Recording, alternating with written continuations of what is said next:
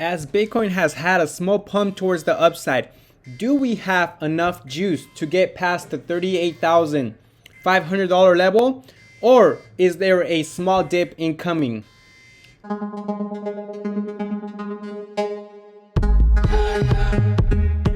Yo, what's up everybody?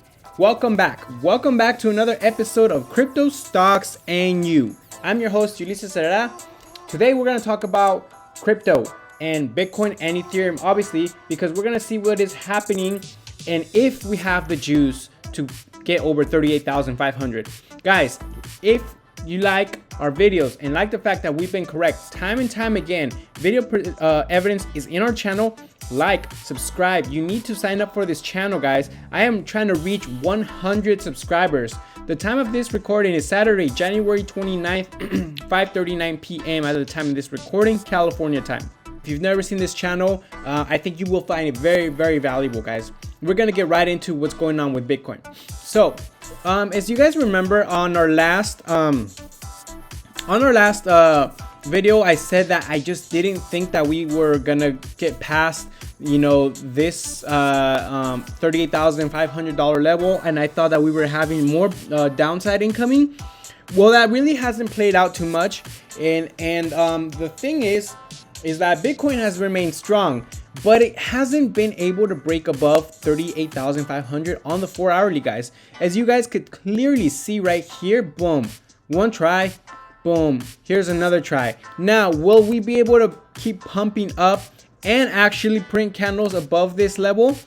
I personally am having a hard time thinking that this is gonna happen, just because it seems like the steam is kind of running out on the lower time frames. Open interest money flow index is almost peaking out. It's kind of late. It's in the green zone, which is good. But what happens when we start coming down to the red zone? That's usually when the prices start to come down with it, guys. And also the momentum is clearly really strong. But on the 2-hourly, we're starting to kind of wane down.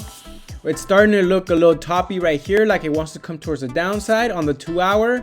And on the 1-hour as well, it kind of, it's not, I mean, it's been holding strong, which is a good thing. Also, a better thing would have been for us to break back into 38,500 and above and print candles above it. We've kind of just been skimming and trying to break into the structure and not really doing it. And we haven't even seen any red momentum on the 1-hourly. So that's one thing that kind of has me a little bit concerned, you know. Am I saying we're gonna crash down to 30,000 right now? I'm not saying that, but I'm also saying there is a potential for a small crash, small dip, whatever you want to call it, to retest some of the lower time frames, guys. I just, unfortunately, I'm not seeing it out of the cards to retest $33,000 area. Now, if that happens, okay. And if it holds, great. And if it doesn't hold, you know, it's still a possibility, guys. It's not out of the cards. So right now it's really hard to say because, you know, we're not having a lot of crazy momentum. We're not seeing a lot of momentum towards the upside or the downside. We kind of just been trading sideways for the last 1.5 days, because we did have a small pump up, but then right now we've been getting rejected at our old horizontal rate support line, which is now becoming resistance. So if we were to break down and maybe even retest 35,000, that could turn this into like a double bottom on the 4-hourly. If we go like this, like that, and then like that, this could turn into a double bottom. And if it breaks out, that would be a good thing. If it breaks out of, I mean, seeing us break above 38,500 is kind of our next key obstacle to get over right now. So this is what we have to look out for. These are the prices we got to look out for. 38,500, very important, guys. I think we may be testing lower price levels, you know, up even 35,000 or even as low as 33,000. But we have yet to see, and let's let time do its thing, guys. Ethereum as well had a nice little pump, guys. Ethereum had a nice little pump. We saw that we broke into this horizontal line of support that we created live on video with you guys, and it just perfectly landed dead on here. And then now we're breaking back above it, so which is the good thing. Now we need to stay above it. And I mean, guys, I mean, we had quite a massive drop right now. We really, I mean, we need a break. We need a lot of momentum.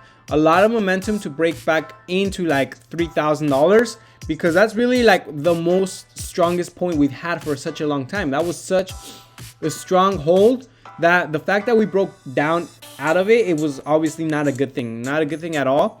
And so it's gonna take a lot of force for us to get back in there. And I'm just having a hard time seeing us get back up to those levels after all this momentum, which has been good, but it just hasn't been strong enough. It just hasn't been strong enough to get us back into this $3,000 range, which we were traveling for such a long time. So we'll see what happens. Let's look at the two-day chart. The RSI's starting to still come down. The one week still on its way down. So have we seen the worst? I don't want to say we have, but I mean, open interest money flow index is kind of almost to the bottom, which is a good thing, because really after that can only go up. So that's a good thing, guys. So let's keep an eye on that. Right now, to me, it just doesn't seem like we're gonna pump up a lot more on Bitcoin or Ethereum. I could be wrong, but we'll see what happens. Thank you very much for watching. You can always get out of the rat race too. I'll see you on the next one.